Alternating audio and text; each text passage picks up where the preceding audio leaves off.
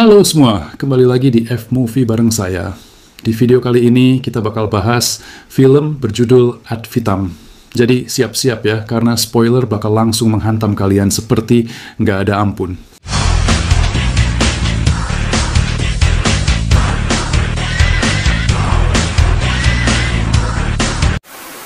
Film dibuka di Prancis, tempat menara tinggi, croissant, dan sekarang misteri kunci super penting. Frank, inspektur gedung yang lebih sering naik turun lift daripada orang normal, hidup damai bersama istrinya, Leo, yang sedang hamil besar dan tampaknya hanya tinggal beberapa tendangan lagi dari melahirkan. Setelah periksa kehamilan, mereka pulang dan kejutan. Apartemen mereka berantakan seperti habis dipakai syuting film zombie. Frank langsung curiga. Bukan maling biasa, ini maling niat cari kunci. Tapi kunci apa? Bukan kunci motor, jelas. Frank ketemu sahabatnya Ben, yang tampil seperti NPC penyampai informasi penting. Beberapa hari kemudian, Frank hampir jatuh dari gedung. Mungkin efek pekerjaan atau karma karena sembunyi-sembunyi nyimpen kunci misterius di wastafel. Dia lihat pria botak kabur di gedung. Frank kejar, tapi si botak lari lebih cepat dari sinyal wifi.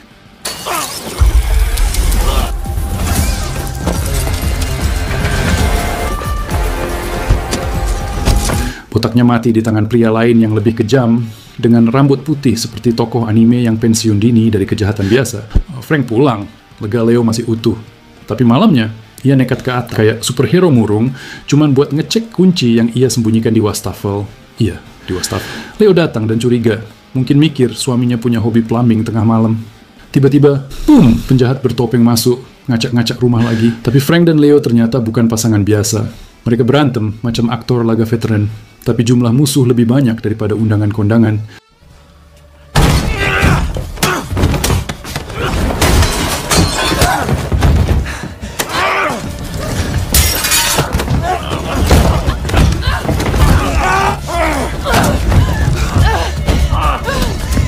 Akhirnya mereka tertangkap, dan musuhnya ternyata Van Aken, tentara bayaran sadis dengan hobi menghabisi bawahannya kalau kerja nggak maksimal, bos toxic level akhir. Dia ingin kunci. Frank bilang no, dan Leo pun diculik karena semua film butuh motivasi emosional. Kamera lalu mundur 10 tahun ke belakang, saat Frank dan Leo masih muda dan lulus dari akademi elit. Saat itu mereka belum pacaran, belum punya bayi, dan belum tahu hidup mereka bakal kayak gabungan telenovela dan John Wick. To be continued, dengan banyak tendangan, ledakan, dan rahasia di balik sebuah kunci yang bahkan belum jelas bisa buka apa. Frank, si lulusan bintang kelas, ganteng, disiplin, dan punya masa depan cerah, mendapat lencana dari bosnya, Astro, lengkap dengan tulisan Ad Vitam, peninggalan ayahnya yang dulu juga jagoan. 2 tahun kemudian, Ben si pendatang baru ikut ujian jadi polisi elit. Ujian terakhirnya, nembak dada Frank, tenang, pakai pelindung. Ben lulus dengan akurasi dan adrenalin, dan Leo, calon istri Frank, mulai dekat karena, Ben butuh teman, dan Leo punya empati sekaligus radar drama. Frank yang khawatir Ben naksir Leo, langsung nembak duluan. Ternyata Leo sudah naksir dia sejak era dinosaurus. Momen romantis pun pecah, sampai Ben nyelonong ke toilet sambil nyaris muntah. Begitulah cara film ini mengubah suasana secara harfiah. Setelah acara romantis yang gagal total, Frank balik bareng Nico dan Monon, pasangan ideal yang hobi ngeledek. Hubungan Frank dan Leo pun resmi diumumkan seperti update status Facebook, disambut antusias kayak diskon gajian. Qu'est-ce que c'est que ça dans ta gueule? Qu'est-ce que je te dis? Ok, je suis complètement stupide. Qui pousse à fond avant. Seminggu kemudian, panggilan darurat datang. Frank dan tim terjun ke hotel tempat suara tembakan terdengar. Hasilnya, kekacauan. Nico tertembak, Ben juga, dan para penyerang kabur kayak tahu jalan rahasia. C'est là, il est là ton directeur? Il est là. Messieurs, s'il vous plaît.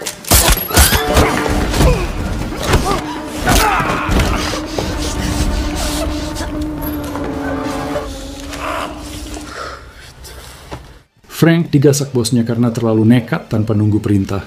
Satu rekan tewas, satu sekarat, dan Frank dapat tiket keluar dari unit elit. Bukan promosi, tapi pemecatan halus ala birokrasi. Ia pamit sambil melirik foto ayahnya. Mungkin berharap foto itu bisa bantu negosiasi. Faire semblant de pas les voir sortir? Non. Je pouvais pas imaginer qu'ils allaient débarquer. Nous tous. Je tiens à te dire qu'il n'y est pour rien. Di pemakaman Nico, Leo banting setir dari karier polisi karena terlalu banyak drama dan peluru. Sementara itu, Frank jenguk Ben yang masih rebahan dalam mode luka fisik dan batin. Pas lagi healing, mereka nemu postingan viral. Sang penembak ternyata adalah mantan pasukan khusus. Yep, dunia ini kecil, dan semua orang ternyata punya masa lalu lebih ribet dari sinetron primetime. Dans le hall, les deux indices surtout, par celle de l'un des mains en leur larcin, nous attendons. Tu vois le délire ou pas? Ben cedera parah, pensiun dini, dan menyuruh Frank untuk stop main detektif. Tapi Frank malah makin penasaran setelah menemukan lencananya penuh noda darah nostalgia. Setelah tes DNA ala CSI versi murah, terungkap salah satu penembak di Hotel Trinon ternyata mantan pasukan khusus bernama Salim, sekarang kerja di Direktorat Keamanan. Makin curiga, Frank simpan buktinya di locker, terus lempar kuncinya ke atap. Klasik. Waktu berlalu, Frank makin gatal pengen bongkar konspirasi. Dia cari jurnalis, pakai kode nama ala film mata-mata, lalu janjian serah terima bukti. La prise de contact. Et savoir si vous aviez un contrôle. Vous m'avez parlé de J'y étais.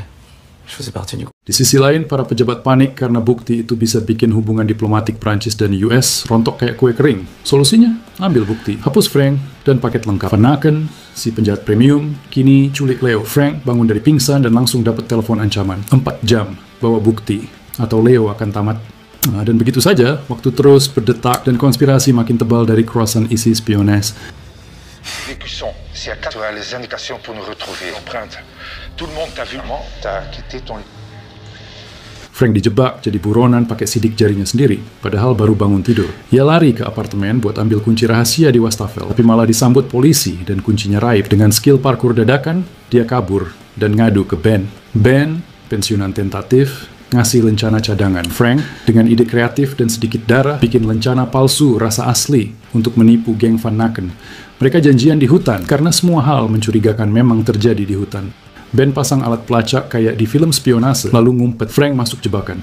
Disambut borgol dan antek-antek. Van Aken ambil HP Frank, nyebar pesan dramatis, seolah Frank baru habis ngabisin istrinya. Untungnya, sinyal GPS ikut aktif. Terima kasih teknologi. Tinggalkan 3 henchman, Van Aken cabut, lalu datanglah Ben berkostum pahlawan dengan topeng dari Shopee. Mereka kabur bertiga naik mobil curian, ditembaki sepanjang jalan, dan boom, Leo kena peluru. Attends.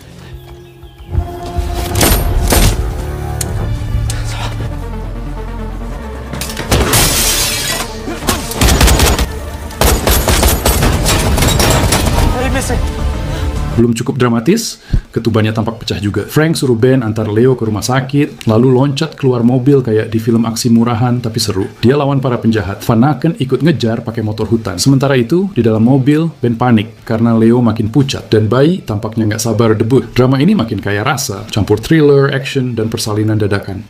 Leo sekarat, Ben babak belur, dan Frank dikejar-kejar musuh, polisi, dan jadwal kelahiran anaknya.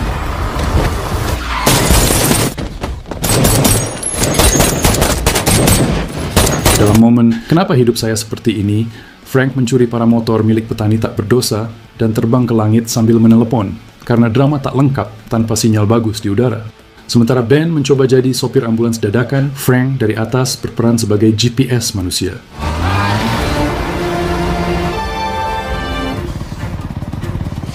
Van Aken muncul lagi, bawa pistol dan niat jahat, tapi Frank turun tangan seperti Batman tanpa jubah. Sayangnya, sebelum bisa menghabisi Van Aken, Astro, bos mereka dulu, datang bawa pasukan dan gaya ala SWAT. Frank tetap nekat, lompat ke mobil dan bawa Leo ke rumah sakit. Dokter datang, Leo selamat, bayi lahir, dan Frank, ya, ditangkap.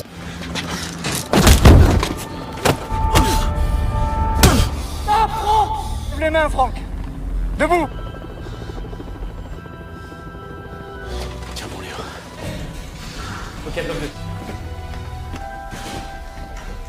Sebulan kemudian, suasana mellow. Leo dan bayi datang kunjungi Frank, yang hampir meleleh karena haru. Ternyata, Leo lah yang nyelipin bukti penting ke pemerintah. Mak-mak memang pandai multitasking. Frank akhirnya dibebaskan karena membela diri dan negara, dan di akhir film, mereka pelukan sambil slow motion, ditemani Ben yang sudah sembuh total dan tersenyum kayak di iklan vitamin. Terima kasih telah berpartisipasi, semoga betah, dan sampai jumpa di alur cerita film selanjutnya. Eh ma fille, tu sens avec les traces dans les hautes sphères, mais toi c'est... Faudrait que la serre prenne une toute autre tournure.